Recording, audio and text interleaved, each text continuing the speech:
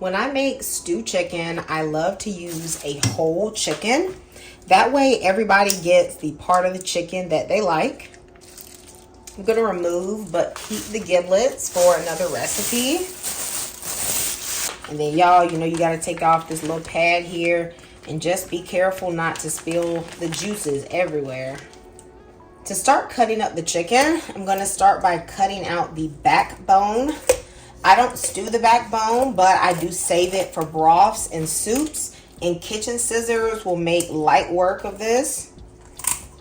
Okay, you can get in there and get out this. Do not throw this away, y'all. So useful for other recipes.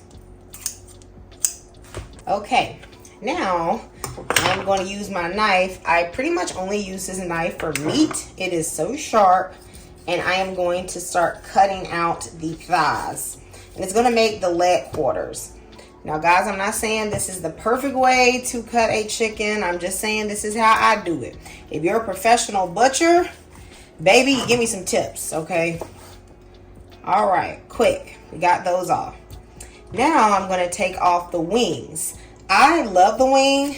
Problem is, my mama also liked the wing. Okay, why she like the wing and I like the wing? Okay, because whenever I bring this over, she trying to eat it and I'm trying to eat it. We fighting. Okay. Now next we have the breast. I am, well, you could, if you, depending on how sturdy and like how firm your chicken bone is, you could leave the bone on the chicken breast. I've done it both ways. Sometimes I do keep it on because I just like the flavor that it adds to the dish. I am going to cut off this extra fat here on the chicken. I am not afraid of fat, but I just don't need all of that extra. Sometimes just a little too much. And I'm going to cut the thigh and the leg, and you know, I'm going to separate them right on the joint. The wings, I will pretty much just leave like it is. I will cut off the tips maybe just so I can throw those into a broth, but the wings are fine, you know, just being one whole piece. You know, I'm not going to cut it in half and then sell it to you like 2 pieces of chicken. It's a whole wing. Now y'all already know what time it is. I'm going to give my chicken a little rinse, and no, you don't have to do it. Okay, if you don't want to do it, don't do it.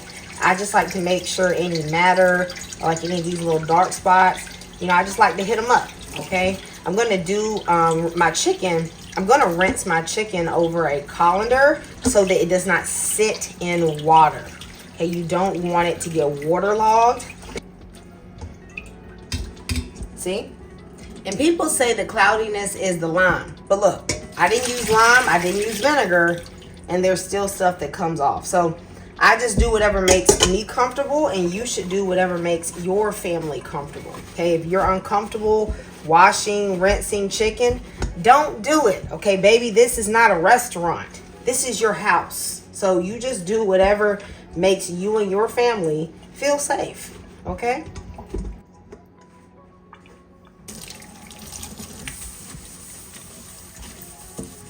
I am going to quickly prepare some of the Trinity. So I have a large onion. I'm going to dice that. Well, you know, I got 2 halves, but we can't let that go bad in the fridge. So we're going to use that up. And then I have 1 rib of celery. You could use 2, but I don't like an overly strong celery flavor. And I'm also going to use a whole green bell pepper, a little mini red pepper, and a mini orange bell pepper. I love all the peppers in here. It's going to add a nice subtle sweetness. But y'all, I chose a really bad green bell pepper this time. I had to throw so much of it away because it was bad. Now, I want you all to tell me in the comments if you're enjoying this recipe and this video. And also, give me your grandmother's or just your recipe for Southern stewed chicken. I would love to try other recipes. Okay, y'all, we are going to season the chicken. And guess what? I've actually measured the seasonings. Like, guys, I busted out real teaspoons and tablespoons because y'all know I will just shake in a minute. Okay, so I have 1 tablespoon of Cajun seasoning. I'm going to show you the one that I am using because this is a low sodium one. This is not nearly as salty as Tony's. If you're using something like Tony's or one with a lot of salt, you probably want to cut it back by at least 3/4, okay? And then adjust from there because this is low sodium.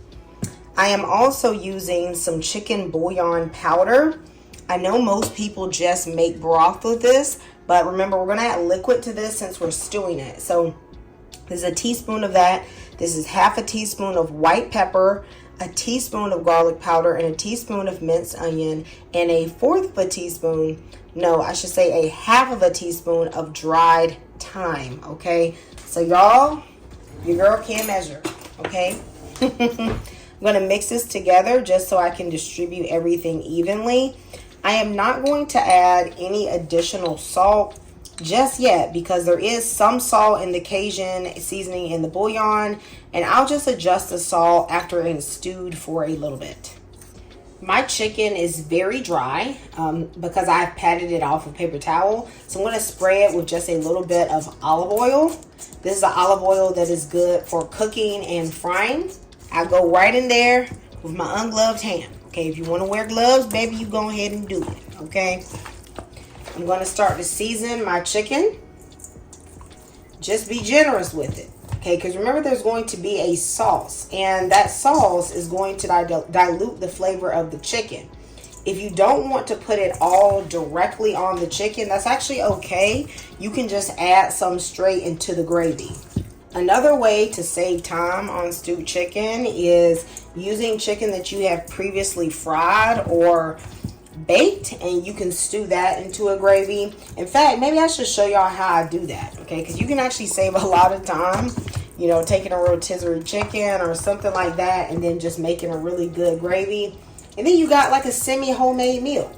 You could let this marinate overnight, but y'all, I ain't about to do that, okay? I'm about to just marinate this for like 2-3 minutes until I get hungry, which is right now. And then we're going to cook it up.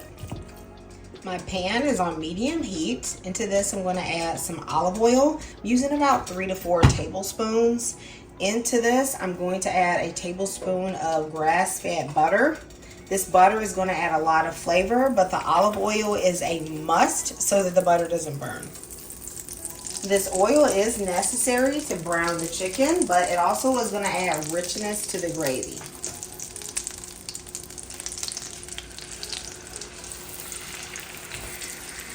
Y'all, I don't know if all this chicken is supposed to fit, but honey, we're going to make it fit today, okay? Because I am not doing 2 batches of chicken.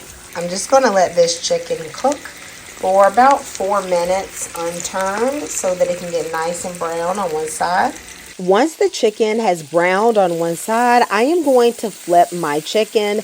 Just be mindful of the temperature of your stove. When you start to brown meat that got a lot of spices and stuff on it, because y'all know how the melanated people do, okay? We be spicing stuff down, all right? And then we also want the melanated meat. But you got to be careful because when those spices come off a little bit in the pan, they can cook too much. And you do not want that to happen. You want them to be nice and golden brown like you see here, because that fond at the bottom, that is the essence of the flavor for your stewed chicken. It is so important not to burn it. I'm going to add all of my vegetables, that garlic, and I am going to vigorously scrape up that fond. I don't want it to continue cooking, but I want it to start flavoring those vegetables. And baby, you don't even think about cleaning out your pan because then you're going to just wash away all of the flavor. I'm going to season my vegetables with just a pinch of salt. You have to season every layer with some flavor. And I'm going to continue to saute these until they are golden brown. That's going to take about 4 minutes. I have measured out 3 tablespoons of flour. I'm going to add that right into my veggies and oil. And I'm going to fry that to get out of that flour taste. I know some people love to add so much flour, like a half a cup of flour.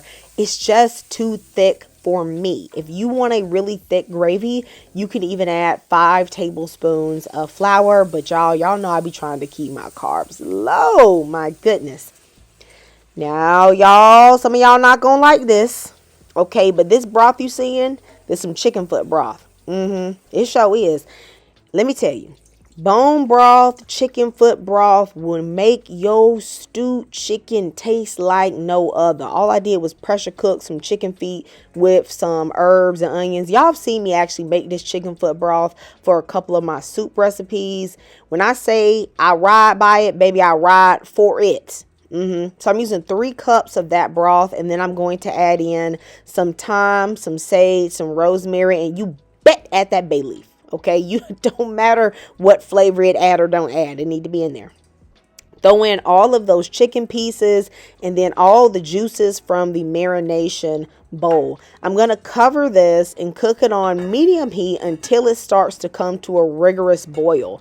That's going to take about 5 minutes. Then I'm going to uncover it, adjust the pieces just to make sure there's no chicken or vegetables sticking to the bottom. And then I'm going to turn the temperature down to a 2. I'm going to cover this and allow this to cook 30 minutes on low undisturbed. Then I am going to move it around and just make sure, again, no vegetables or chicken is stuck to the bottom.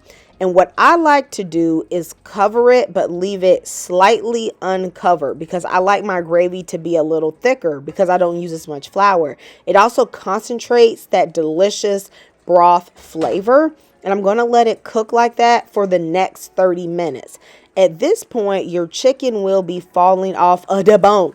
Okay, especially that chicken breast. Because you left the bone and the skin on, it's actually going to be flavorful and juicy. And here's what I like to do. I like to go in with 2 forks. And I like to shred that chicken breast. That allows every bit of that chicken breast to just absorb that flavor in the gravy. And I also shred up my thighs. However, I leave the wings and the legs whole. I went in with just a pinch of Tony's, literally probably 1/4 of a teaspoon, because it just needed a little more salt. And y'all, this chicken stew was delicious. I mean, we was fighting for it. It was so good. The broth, the bone in the chicken makes a big difference. Guys, please let me know if you're going to make this. Goodbye and God bless.